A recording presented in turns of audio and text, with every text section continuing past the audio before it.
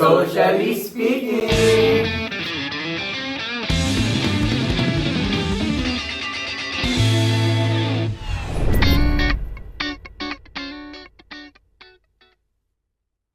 Hello everyone! Welcome back to another episode of the most social and social Barkada podcast, Socially Speaking! So, you guys are well aware of the current issue last August 15, 2024, no? But for our audience, let's play a short video clip for context. Hindi mo maaalis ang mag-asawa na ang paniwala, lalo kami, ako, meron kang sexual rights sa asawa mo eh. So halimbawa, hindi mo naman pinipili eh, kung kailan ka yung in heat, ano? So, paano yun? Pag ayaw ng asawa mo, so wala po ibang paraan talaga kung para ano yung lalaki. So paano yun? Babae ka na lang ba? Di kaso na naman yun. So anong pwede mo sabihin sa asawa mo na paano ako na wala sa batas? Paano naman ako? Wala ka sa mood. Paano ako nasa mood? Ano pong na pwede niyang gawin na nasa batas na wala naman siyang kaming choice bigla, gano'n na lang. Matulog ka na lang, This podcast is quite different from our past episodes because this time we will be talking about a serious issue. So one of our senators, Robin Padilla, said his thoughts about marital rape and giving consents. But before we go on to Senator Robin Padilla's statement, I think that it is right that we define what marital rape is. So, marital rape is a form of sexual violence within a marriage. This means that any form of sexual harassment is considered rape or abuse even if you are in a married couple. Senator Robin Padilla implied that being in a married couple implies that you have sexual rights to your partner. And this statement garnered lots of reactions from the netizens. And despite these feedbacks, Robin Padilla's wife still managed to post a photo of them with the caption, "May consent yan," which also garnered lots of negative feedback. So guys, I'd like to know your thoughts on this. Socially speaking, the idea that a woman must adapt to a man's needs is an outdated way of thinking. Such beliefs should be stopped in order to develop true gender equality.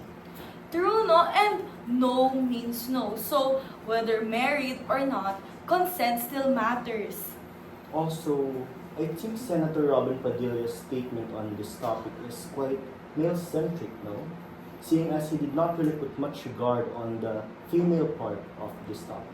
I truly agree, no? I just can't comprehend the fact that a public figure even used himself as an example for this kind of issue. You're right, Ivan. And for me, there are lots of people who still can't accept that women has their own decision and can reject their request. With this issue being trending online, a lot of people have many things to say. And one of these things is Attorney Cheldock's statement. I also saw that he said there that men doesn't have sexual rights to their wives. And you know what? This relates to what I've said before. No is a sentence and no means no. I also agree to his statement that says marital rape is still a form of rape, and women do not give up their dignity just because of a marriage. I believe that there is no such thing as sexual rights over a partner in a marriage setup for both the husband and the wife, because I believe that they are both a separate individual with their own rights and decisions. Through this issue has highlighted the different mindsets that some people have towards this topic. So why do you think that these mindsets are still prevailing in today's society, despite it ever-changing and ever-evolving? Personally, it's very sad and concerning that there are still some people who apply the old ideologies in today's emerging world. Indeed, and with this issue coming as an example, it is really saddening that this type of outdated ideology is re-emerging in our political sectors. I think one of the reasons includes cultural and historical norms. Our society has a history of patriarchal structures wherein men held power in both public and private sectors, right? Yes, that's true. Traditional gender roles and expectations are shaped through our early socialization.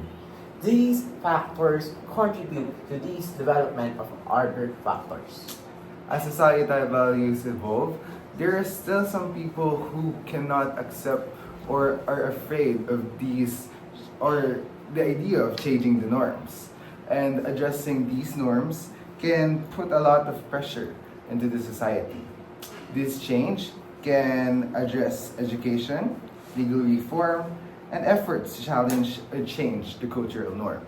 Well, this issue may be reserved for the next topic of Socially speaking! Wow, grabe! This podcast really makes me feel relieved because even though we said that some people still lives in the past, I'm glad that we, the youth, are aware of what's happening in our surroundings. Well, of course, socially speaking, we are the hope of our future. That is why it is so important that as we tackle this podcast, we develop our bonds as friends and we serve as an eye-opener towards the issues in society. Well, I guess that's it. Till the next episode of the most social and social Barkada podcast, Socially Speaking! Bye, guys!